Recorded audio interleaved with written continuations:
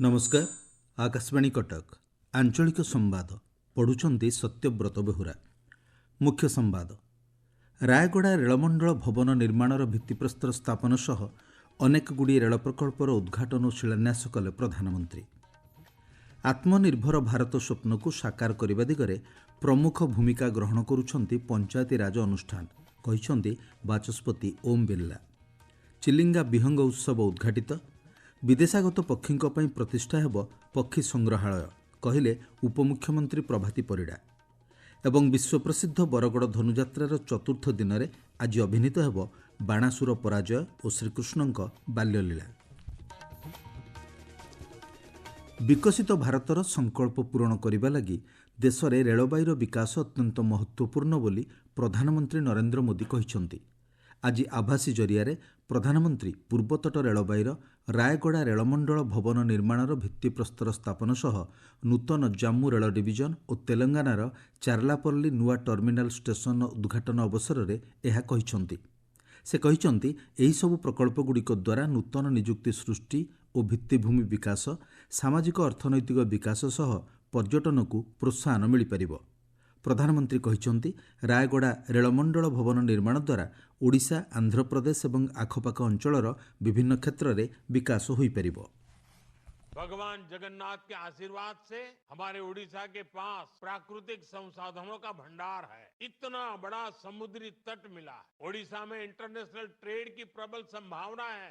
आज उड़ीसा में रेलवे के नए ट्रैक से जुड़े लगभग अनेकों प्रोजेक्ट पर काम चल रहा है। इन पर 70,000 करोड़ रुपए से अधिक का निवेश हो रहा है। राज्य में 7 गतिशक्ति कार्गो टर्मिनल शुरू किए गए हैं जो व्यापार और उद्योगों को बढ़ावा दे रहे हैं। आज भी उड़ीसा में जिस रायगड़ा रेल मंडल का शिलान्यास किया गया है, इससे प्रदेश का रेलवे इंफ्रास्ट्रक्चर और मजबूत होगा। इससे उड़ीसा में पर्यटन, व्यापार और रोजगार को बढ़ावा मिलेगा। खास तौर पर इसका बहुत लाभ उस दक्षिण ओडिशा को मिलेगा जो जनजातीय परिवारों की संख्या ज्यादा है।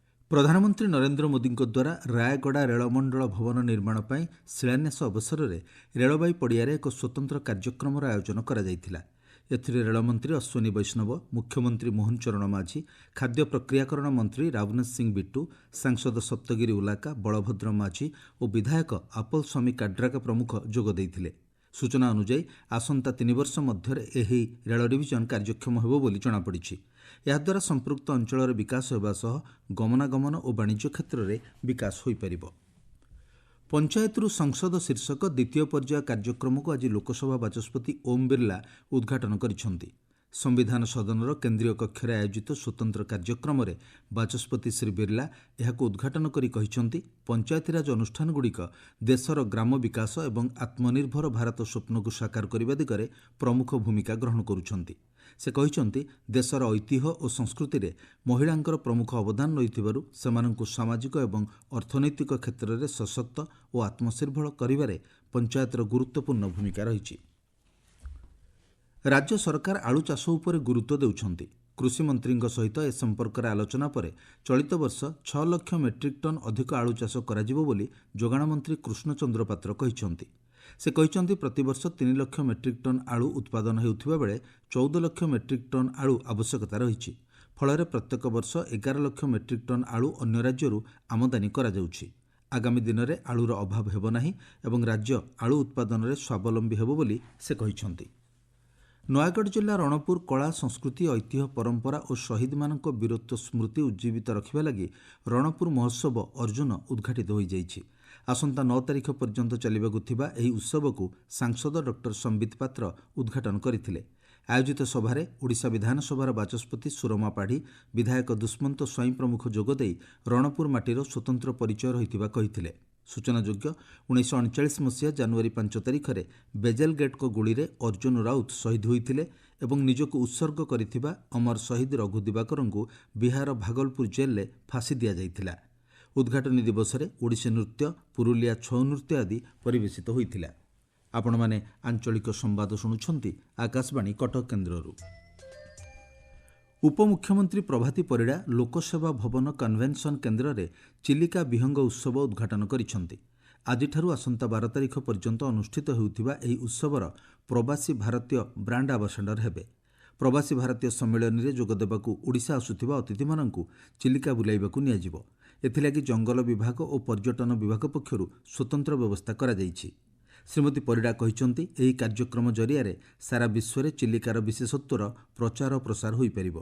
ସୂଚନା ଅନୁଯାୟୀ ପ୍ରତ୍ୟେକ ବର୍ଷ ଡିସେମ୍ବରରୁ ଫେବୃଆରୀ ମଧ୍ୟରେ 150ରୁ ଅଧିକ ପ୍ରଜାତିର ପ୍ରାୟ 10 ଲକ୍ଷ ପକ୍ଷୀ ରୁଷ, ସାଇବେରିଆ ଓ ମଙ୍ଗୋଲିଆ ଭଳି ଦେଶରୁ ଚିଲିକାକୁ ଆସିଥାନ୍ତି। ଅନ୍ୟପକ୍ଷରେ ବିଦେଶାଗତ ପକ୍ଷୀଙ୍କ ପାଇଁ ଏକ ପକ୍ଷୀ ସଂଗ୍ରହାଳୟ ପ୍ରତିଷ୍ଠା ହେବ ବୋଲି ଉପମୁଖ୍ୟମନ୍ତ୍ରୀ ଶ୍ରୀମତୀ ପରିଡ଼ା କହିଛନ୍ତି।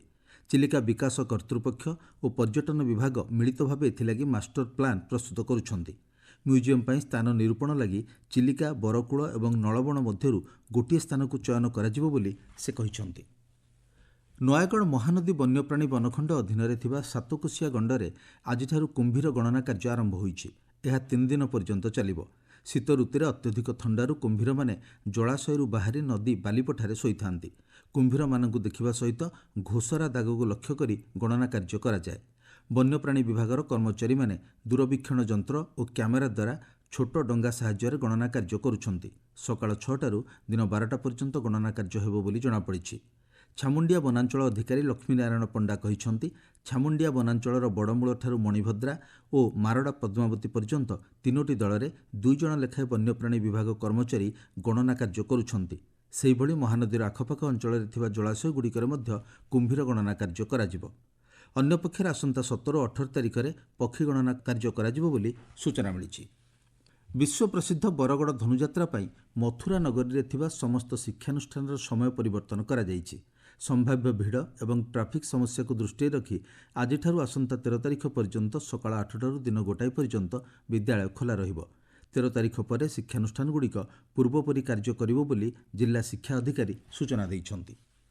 ବିଶ୍ୱପ୍ରସିଦ୍ଧ ବରଗଡ଼ ଧନୁଯାତ୍ରାର ଆଜି ଚତୁର୍ଥ ଦିବସରେ ବାଣାସୁର ପରାଜୟ ଓ ଶ୍ରୀକୃଷ୍ଣଙ୍କ ବାଲ୍ୟଲୀଳା ଅଭିନୀତ ହେବ। ଷଡ଼ମଲଙ୍କ ମୃତ୍ୟୁ ଖବର ପାଇ ମହାରାଜା କଂସ ଶୋକାଭିଭୂତ ହେବା ଏବଂ ଶ୍ରୀକୃଷ୍ଣଙ୍କୁ ବଦ୍ଧ କରିବା ଲାଗି କଂସ ପୁତନା, ବକା, ଶକଟା ଆଦି ଅସୁରଙ୍କୁ ଗୋପପୁର ପ୍ରେରଣ କରିବେ। ଗତକାଲି ଆମ୍ବାପଲ୍ଲୀରେ ନନ୍ଦୋତ୍ସବ ପାଳନ ସହ ମଥୁରାରେ ମହାରାଜା କଂସ ନଗର ପରିକ୍ରମା କରିଥିଲେ। ଗଞ୍ଜାମ ଜିଲ୍ଲା ଛତ୍ରପୁର ଉପଖଣ୍ଡ ଚିକିତ୍ସାଳୟରେ ସ୍ୱାସ୍ଥ୍ୟମନ୍ତ୍ରୀ ମୁକେଶ ମହାଲିଂ 4 ଶଯ୍ୟା ବିଶିଷ୍ଟ ନିଃଶୁଳ୍କ ଡାୟାଲିସିସ୍ ସେବାର ଶୁଭାରମ୍ଭ କରିଛନ୍ତି। ଆୟୋଜିତ କାର୍ଯ୍ୟକ୍ରମରେ ଯୋଗଦେଇ ମନ୍ତ୍ରୀ ଶ୍ରୀ ମହାଲିଂ କହିଛନ୍ତି, ଗଞ୍ଜାମ ଜିଲ୍ଲାରେ ସ୍ୱାସ୍ଥ୍ୟସେବାରେ ଉନ୍ନତି ହେଉଛି ଏବଂ ଆଗାମୀ ଦିନରେ ସାରା ରାଜ୍ୟରେ ଖାଲି ପଡ଼ିଥିବା ଡାକ୍ତର ଓ ନର୍ସ ପଦବୀ ପୂରଣ କରାଯିବ। ରାଜ୍ୟର 32ଟି ସରକାରୀ ମେଡିକାଲରେ ମାଗଣା ଡାୟାଲିସିସ୍ ସେବା ଯୋଗାଇ ଦିଆଯାଉଥିବା ସେ କହିଛନ୍ତି। କେନ୍ଦ୍ରାପଡ଼ା ଜିଲ୍ଲାପାଳଙ୍କ କାର୍ଯ୍ୟାଳୟ ସଦ୍ଭାବନା ସଭାଗୃହରେ ଚୂଡ଼ାନ୍ତ ଭୋଟର ତାଲିକା ପ୍ରକାଶିତ ହୋଇଛି। ଜିଲ୍ଲାପାଳ ସ୍ମୃତିରଞ୍ଜନ ପ୍ରଧାନଙ୍କ ଅଧ୍ୟକ୍ଷତାରେ ଅନୁଷ୍ଠିତ ବୈଠକରେ ସ୍ୱତନ୍ତ୍ର ସଂକ୍ଷିପ୍ତ ଭୋଟର ତାଲିକା ସଂଶୋଧନ ପରେ ଜିଲ୍ଲାର 5ଟି ନିର୍ବାଚନ ମଣ୍ଡଳୀରେ 7,828 ଜଣ ଭୋଟର ବାଦ୍ ପଡ଼ିଥିବା ବେଳେ 12,834 ଜଣ ଭୋଟର ସାମିଲ ହୋଇଛନ୍ତି। ଜିଲ୍ଲାରେ 6,65,467 ଜଣ ପୁରୁଷ, 6,21,288 ଜଣ ମହିଳା ଓ 46 ଜଣ ତୃତୀୟ ଲିଙ୍ଗୀ ଭୋଟର ଥିବା ଜଣାପଡ଼ିଛି। ଭଦ୍ରକ ଜିଲ୍ଲାପାଳଙ୍କ ଶାଳନ୍ଦୀ ସଭାଗୃହରେ ଭୋଟର ତାଲିକା ଚୂଡ଼ାନ୍ତ ପ୍ରକାଶନ ନେଇ ବୈଠକ ଅନୁଷ୍ଠିତ ହୋଇଯାଇଛି। ଜିଲ୍ଲାର ଭଣ୍ଡାରୀପୋଖରୀ, ଭଦ୍ରକ, ବାସୁଦେବପୁର, ଧାମନଗର ଓ ଚାନ୍ଦବାଲି ବିଧାନସଭା ନିର୍ବାଚନ ମଣ୍ଡଳୀରେ ଆଜି ସୁଦ୍ଧା 13,04,099 ଜଣ ମତଦାତା ପଞ୍ଜୀକୃତ ହୋଇଥିବା ଜଣାପଡ଼ିଛି। ନୂଆପଡ଼ା ଜିଲ୍ଲା ଖରିଆର ରୋଡ୍ସ୍ଥିତ ଗୋପବନ୍ଧୁ ବିଦ୍ୟାପୀଠର ହୀରକ ଜୟନ୍ତୀ ଉତ୍ସବ ପାଳିତ ହୋଇଯାଇଛି। ପଦ୍ମଶ୍ରୀ କୋଶଳରତ୍ନ କବି ହଳଧର ନାଗ ଆୟୋଜିତ ଉତ୍ସବରେ ମୁଖ୍ୟ ବକ୍ତା ଭାବେ ଯୋଗଦେଇ ବିଦ୍ୟା ଓ ଶିକ୍ଷା ମଧ୍ୟରେ ଥିବା ପାର୍ଥକ୍ୟ ସମ୍ପର୍କରେ କହିଥିଲେ। ଗଞ୍ଜାମ ଜିଲ୍ଲା ଖଲିକୋଟ ରାମଚନ୍ଦ୍ର ବିଜ୍ଞାନ ମହାବିଦ୍ୟାଳୟର ଜାତୀୟ ସେବା ଯୋଜନା ସମର ଶିକ୍ଷାର୍ଥୀ ବାହିନୀ, ଖଲିକୋଟ ପୋଲିସ ଓ ଜିଲ୍ଲା ପରିବହନ କର୍ତ୍ତୃପକ୍ଷଙ୍କ ଦ୍ୱାରା ମିଳିତ ଭାବେ ଜାତୀୟ ସଡ଼କ ସୁରକ୍ଷା ମାସ ପାଳିତ ହୋଇଛି। ଛାତ୍ରଛାତ୍ରୀମାନେ ଏକ ଶୋଭାଯାତ୍ରାରେ ଲୋକମାନଙ୍କୁ ସଚେତନ କରାଇଛନ୍ତି। ମୁଖ୍ୟ ସମ୍ବାଦ ପୁଣିଥରେ। ରାୟଗଡ଼ା ରେଳମଣ୍ଡଳ ଭବନ ନିର୍ମାଣର ଭିତ୍ତିପ୍ରସ୍ତର ସ୍ଥାପନ ସହ ଅନେକ ଗୁଡ଼ିଏ ରେଳ ପ୍ରକଳ୍ପର ଉଦ୍ଘାଟନ ଓ ଶିଳାନ୍ୟାସ କଲେ ପ୍ରଧାନମନ୍ତ୍ରୀ। ଆତ୍ମନିର୍ଭର ଭାରତ ସ୍ୱପ୍ନକୁ ସାକାର କରିବା ଦିଗରେ ପ୍ରମୁଖ ଭୂମିକା ଗ୍ରହଣ କରୁଛନ୍ତି ପଞ୍ଚାୟତିରାଜ ଅନୁଷ୍ଠାନ, କହିଛନ୍ତି ବାଚସ୍ପତି ଓମ୍ ବିର୍ଲା। ଚିଲିକା ବିହଙ୍ଗ ଉତ୍ସବ ଉଦ୍ଘାଟିତ, ବିଦେଶାଗତ ପକ୍ଷୀଙ୍କ ପାଇଁ ପ୍ରତିଷ୍ଠା ହେବ ପକ୍ଷୀ ସଂଗ୍ରହାଳୟ, କହିଲେ ଉପମୁଖ୍ୟମନ୍ତ୍ରୀ ପ୍ରଭାତୀ ପରିଡ଼ା। ଏବଂ ବିଶ୍ୱପ୍ରସିଦ୍ଧ ବରଗଡ଼ ଧନୁଯାତ୍ରାର ଚତୁର୍ଥ ଦିନରେ ଆଜି ଅଭିନୀତ ହେବ ବାଣାସୁର ପରାଜୟ ଓ ଶ୍ରୀକୃଷ୍ଣଙ୍କ ବାଲ୍ୟଲୀଳା। ଆଞ୍ଚଳିକ ସମ୍ବାଦ ବର୍ତ୍ତମାନ ପାଇଁ ଏତିକି। ପରବର୍ତ୍ତୀ ଆଞ୍ଚଳିକ ସମ୍ବାଦ ଶୁଣିପାରିବେ ସନ୍ଧ୍ୟା 6:45